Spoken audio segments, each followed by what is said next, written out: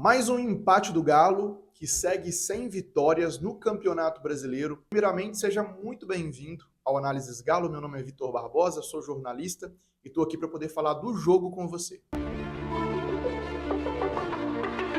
o Atlético, Hulk no meio, pavão.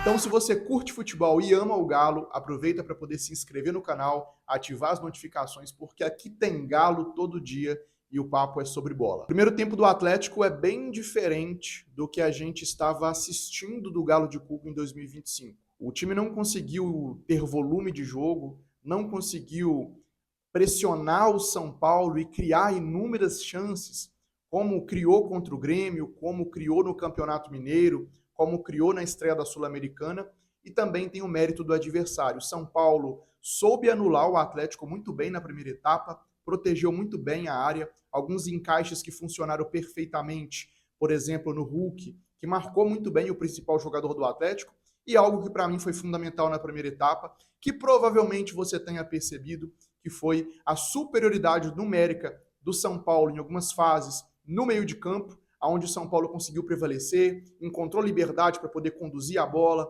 para poder conseguir também desenvolver o seu jogo ofensivo e incomodar o Atlético lá na defesa. Algo que me incomodou bastante na primeira etapa também foi o espaçamento ali entre os jogadores de ataque do Atlético. Acho que faltou aproximação para que o Atlético tentasse alguma tabela, alguma triangulação ali por dentro, ou até mesmo algo que a gente viu muito no Campeonato Mineiro e também na partida contra o Grêmio, que é aquela triangulação nas laterais de campo para que o Natanael chegasse na linha de fundo, assim como o Scarpa e o Arana conseguiu chegar na linha de fundo na segunda etapa desse jogo contra o São Paulo. Já comentei com vocês aqui no canal que, para mim, o time do Atlético, com as características dos jogadores que foram contratados para 2025, se tornou um time mais físico do que técnico. O Atlético tem jogadores que conseguem atacar espaço, que tem velocidade, que tem força física, que conseguem pressionar. E quando o Atlético tem espaço para jogar nas costas da defesa, da linha defensiva, o Atlético consegue gerar volume, consegue gerar incômodos, como gerou contra o Grêmio, por exemplo, que foi a primeira rodada,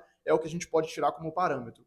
Quando pega uma defesa mais fechadinha, mais ajustada, como pegou a defesa do São Paulo, que cedeu pouquíssimos espaços, controlou muito bem a profundidade, a defesa são paulina, o Atlético teve dificuldade porque vai precisar de um jogo mais curto, de um jogo mais criativo, de um jogo mais técnico, de um jogo mais refinado. E aí é onde os jogadores precisam se aproximar, tentar uma tabela, tentar um drible curto, uma jogada mais curta ali para poder invadir a área com condição de finalizar. O Hulk conseguiu uma finalização na primeira etapa e o Coelho não infiltrou a área, mas conseguiu fazer uma boa finalização de fora da área na primeira etapa também. No segundo tempo, o Atlético, para mim, volta um pouco mais enérgico.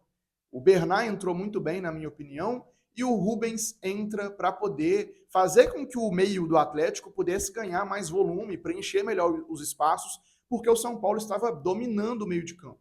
O Rubens entra, consegue desarmar, consegue brigar pelas bolas, consegue vencer duelos, o Rubens consegue preencher melhor o espaço no meio de campo, e o Atlético consegue aumentar o seu volume de ataques. Quando o Caleri foi expulso, já ali, quase que na reta final de jogo, para mim, é quando o Atlético aproveita a superioridade numérica para poder criar mais oportunidades. Teve uma oportunidade num cabeceio do Lianco, após um excelente cruzamento do Gustavo Scarpa, o Rafael fez uma grande defesa. O próprio Scarpa finalizou o gol também, o Rafael fez uma excelente defesa depois de um excelente passe do Hulk, e também um cabeceio do Júnior Santos, que também entra no segundo tempo, que fez com que o Rafael fizesse uma boa defesa. Cabeceio foi no meio do gol, o Rafael acabou fazendo boas defesas, mas não teve nenhuma finalização tirando do goleiro, algo que fosse muito diferente. Acho que talvez só a tentativa do Coelho no primeiro tempo, de fato, poderia ter surpreendido o Rafael. Tenho comentado com alguns colegas e aprendido também, a gente tem um grupo no WhatsApp chamado Análises Galo, o nome aqui do canal também, e a gente tem conversado muito sobre esse ajuste no meio do campo, que para mim o Atlético vai precisar fazer para essa temporada. Eu não sei se o Alan Franco é o nome que o Cuca quer para a camisa 5, ele tem pedido contratação nesse setor. O Gabriel Menino é o cara que o Cuca quer para a camisa 8, ele tem pedido contratação para esse setor. O Atlético teve tempo de contratar, e aí também tem a questão, né? O Atlético não contratou para essas posições que o Cuca pediu. teve tempo para poder buscar, vai prolongar para a próxima janela, quantos pontos o Atlético vai perder até lá? Será que não vai impactar? E também tem o ponto do Cuca não estar utilizando o Fausto Vera, que na minha opinião é um excelente volante construtor. Aí na cabeça do Cuca pode ser um cobertor curto. O Fausto Vera é um excelente construtor, com o jogo com a bola nos pés, mas defensivamente o Cuca prefere o Alan Franco.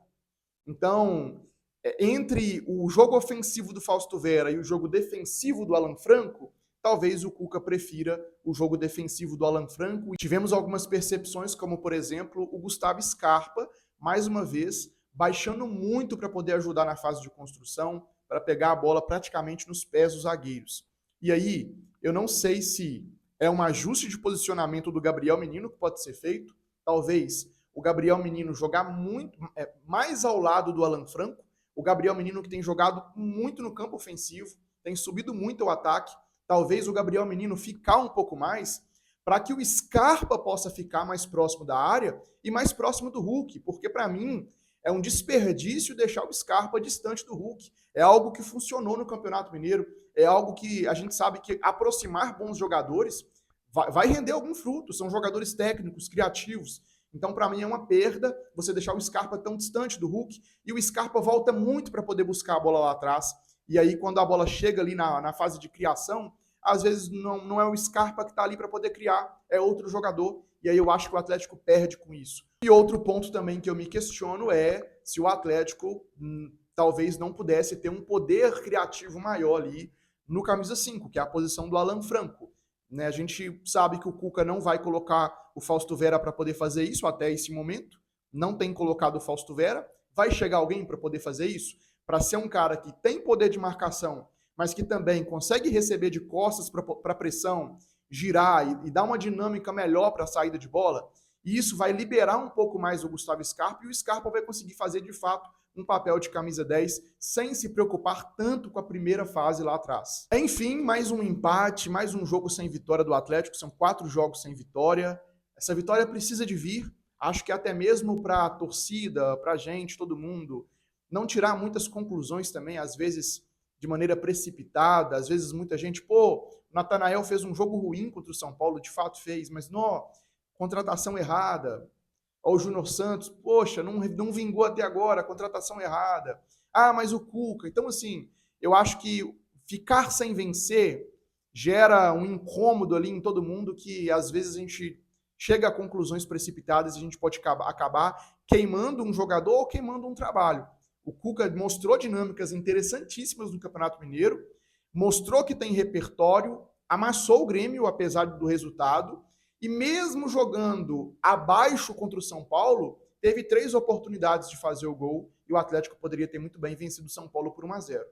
Então, assim, todo cuidado nesse momento para poder avaliar, eu gosto de ter, são alguns ajustes e reforços. O Cuca mais uma vez, na coletiva pós-jogo, voltou a falar sobre a importância de ter elenco e, segundo ele, né, o Atlético já deve ter problemas na próxima rodada por conta da expulsão do Lianco no fim do jogo, e o Atlético já vai ter que colocar um outro jogador ali na zaga para a partida contra o Vitória no próximo fim de semana. E aqui fica uma crítica à gestão, aos donos, a quem cuida do Atlético, porque em 2022 o Atlético tinha um time forte e sofreu com o elenco. Nessa remontagem ali, nessa mudança no grupo de 2021 para 2022. Em 2023, o Atlético tinha um bom time, um forte time e sofreu com o elenco. Em 2024, o Atlético tinha um forte time, um bom time e sofreu com o elenco. Não dá para a gente repetir tantos erros. 2025 já chegou, o Brasileirão já começou, já é a segunda rodada do principal campeonato do país e o Atlético ainda tem lacunas no elenco que a torcida já está gritando há 1, 2, 3, 4 meses sobre essas lacunas. Todo mundo percebe, todo mundo comenta, o treinador fala em coletiva, não é uma semana atrás, 2 semanas atrás, é há muito tempo, e o Atlético tarda em resolver essas pendências em seu elenco, e o futebol cobra. O Atlético pode deixar para a próxima janela, mas o futebol não deixa. O futebol ele cobra rápido, porque o futebol ele exige muito.